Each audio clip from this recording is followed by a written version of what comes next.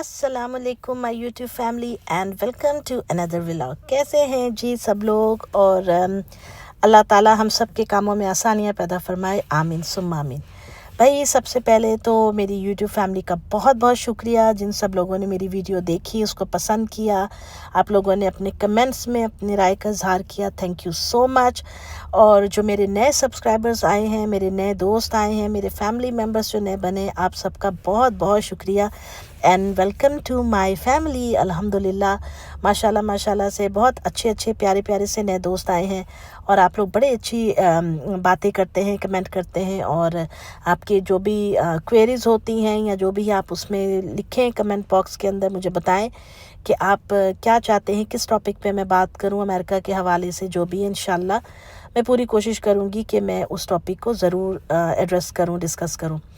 और दूसरी बात मैं एक ये कहना चाहूँगी कि देखिए, आप लोग जो भी कमेंट करते हैं मैं कभी उसको इंटेंशनली डिलीट नहीं करती हूँ। अगर बाय मिस्टेक मेरे से कोई हो जाए तो मैं बहुत माजरत ख़्वाह हूँ, क्योंकि समटाइम्स ऐसा होता है क्योंकि मैं रीडिंग ग्लासेस पहनती हूँ, तो अगर कभी समझो जैसे किचन में खाना बनाते हुए ये वो तो नहीं पहनी होती है, तो वो आंखें आपको पता नहीं, ऐसे चुन्नी सी करके देखना पड़ता है।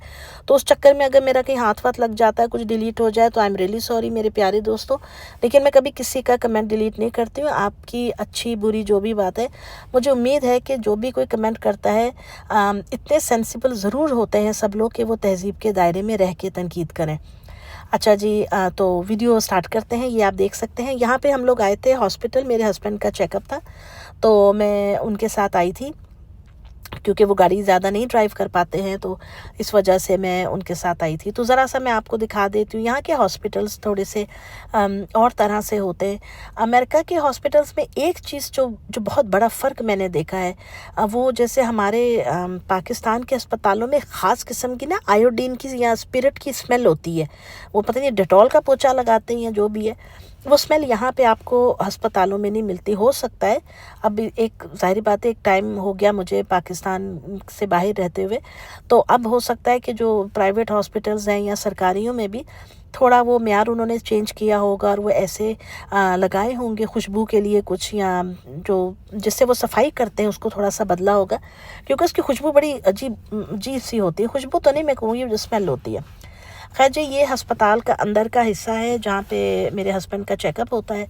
और यहाँ पे ये एक साहब बैठे हुए थे पियानो के ऊपर, ये अपने इन्होंने सामने काफ़ी पेपर्स रखे हुए थे और वो धुनें बजा रहे थे, साथ साथ में हल्की आवाज़ में गाना भी गा रहे थे, क्योंकि काफ़ी बुज़ुर्ग थे ये। और सब पेशेंट्स जो है वो बैठे हुए थे और कोई भी बॉदर नहीं हो रहा था इनकी इस बात से। मतलब इतना ज़्यादा ना अस्पतालों के अंदर वो नहीं होती है, वो मतलब चहल पहल नहीं है ऐसा, क्योंकि ये इमरजेंसी एरिया नहीं होता। ये ओपीडी जिसे आप आउट पेशेंट कहते हैं, ये वो वाला एरिया होता है। तो इसके अंदर जो है वो वही लोग आते हैं जिनकी अपॉइंटमेंट्स होती हैं डिफरेंट डिपार्टमेंट्स के अंदर डॉक्टर्स के साथ। तो इस तरीके से खैर जी, ये तो मैंने आपको थोड़ा सा हॉस्पिटल का जो है अंदर का हिस्सा दिखाया। अच्छा, मेरी एक बड़ी ही प्यारी सब्सक्राइबर हैं और उन्होंने मुझसे कहा था कि मैं अमेरिका में घरों के बारे में थोड़ी सी वीडियो बनाऊं कि आप कैसे घर ले सकते हैं। तो देखिए, अगर तो आप अमेरिका के अंदर रह रही हैं और आपको घर लेना है, तो उसका सिंपल तरीक़ाकार है। देखिए, अमेरिका में आपको कोई बिज़नेस शुरू करना है, आपको कोई महंगी चीज़ ख़रीदनी है, इलेक्ट्रॉनिक की ही चाहे क्यों ना हो, कोई कार्ड बनवाना है, क्रेडिट कार्ड बनवाना है, कुछ है, आपका वो क्रेडिट स्कोर चेक करते हैं पहले। ठीक है, क्रेडिट स्कोर चेक करते हैं, तो उसका मकसद ये होता है देखना कि आया इनकी हिस्ट्री कैसी है ख़रीदो फ़रोख्त के हवाले से। क्या ये लोग इस काबिल हैं कि इन पे ट्रस्ट करके इनको लोन दे दिया जा सके, क्योंकि या आप कैश पे तो नहीं घर यहाँ पे कोई भी उठा रहा होता ना। अगर किसी के पास इतना ज़्यादा अमाउंट में कैश होता है तो उसकी फिर जो बाकायदा से इन्वेस्टिगेशन की जाती है कि आपके पास इतना कैश कहाँ से आया है, आपका ऐसा कौन सा बिज़नेस है, आपने उस पर कितना टैक्स पे किया है, तो वो एक अलग स्टोरी हो जाती है। यहाँ पे 99.9% लोग जो हैं वो बैंक के थ्रू घर ख़रीदते हैं, लोन पास करवा के घर ख़रीदा जाता है।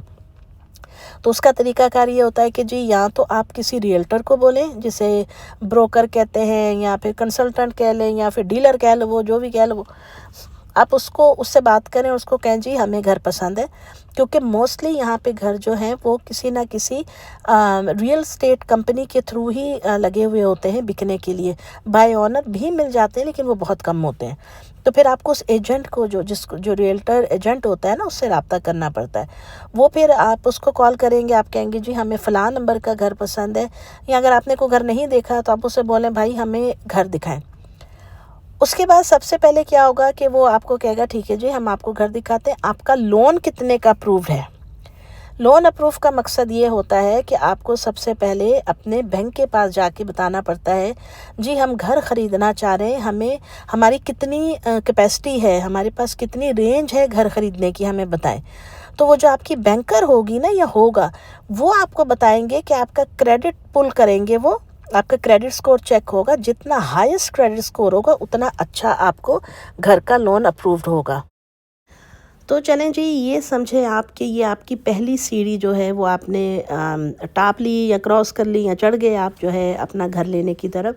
जब आपका ये सारा काम हो जाएगा तो मैं आपको दो अलग और भी तरीके बताती हूँ, लेकिन पहले ये आप सुन लें।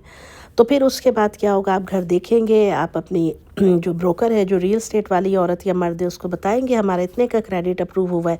तो फिर उसके बाद आपको वो उसी रेंज के अंदर, प्राइस रेंज में घर दिखाएंगे।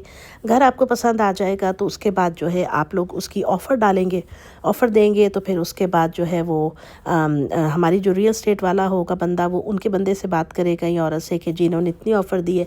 ऑफ़र जैसे एक्सेप्ट हो जाती है तो फिर वो वहाँ बोर्ड पे लिख देते हैं कि ऑफ़र एक्सेप्टेड। तो उस घर के ऊपर फिर मज़ीद क्लोजिंग एक किस्म की हो जाती है, कोई और उस पर ऑफ़र नहीं डालता है।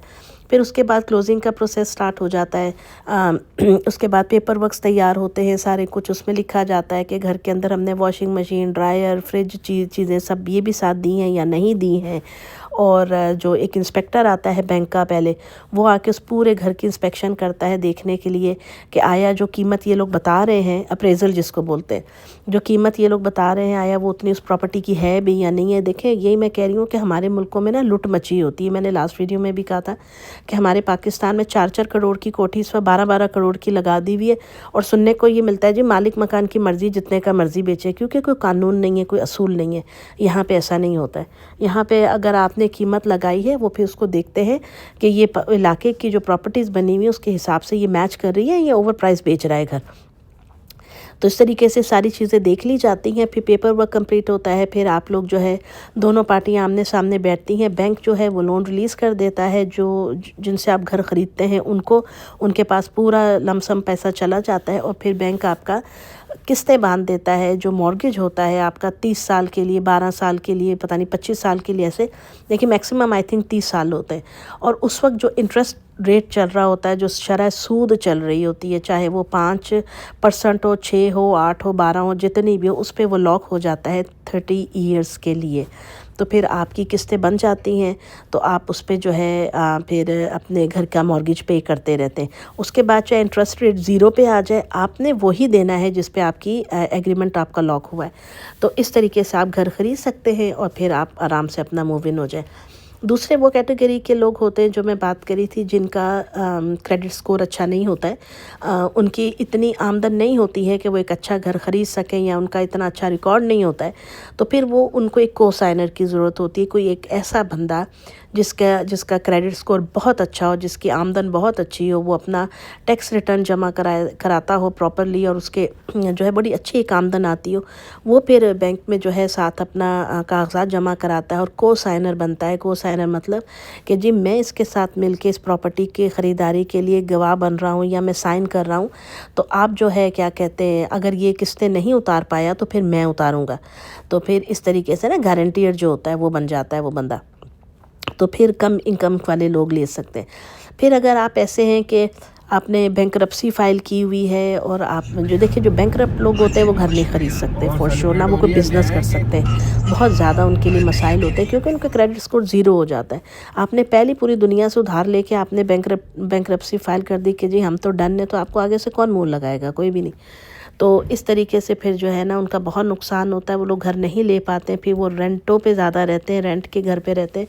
तो फिर उनका भी यही तरीका कार है, अगर वो कुछ साल वेट करने के बाद अपना मिनिमम जो स्कोर है वो गेन कर पाते हैं, क्रेडिट स्कोर, और फिर उनके साथ कोई को साइनर बनता है तो फिर वो अपना घर ले सकते हैं, वरना उनके लिए बहुत ज़्यादा मुश्किल होती है।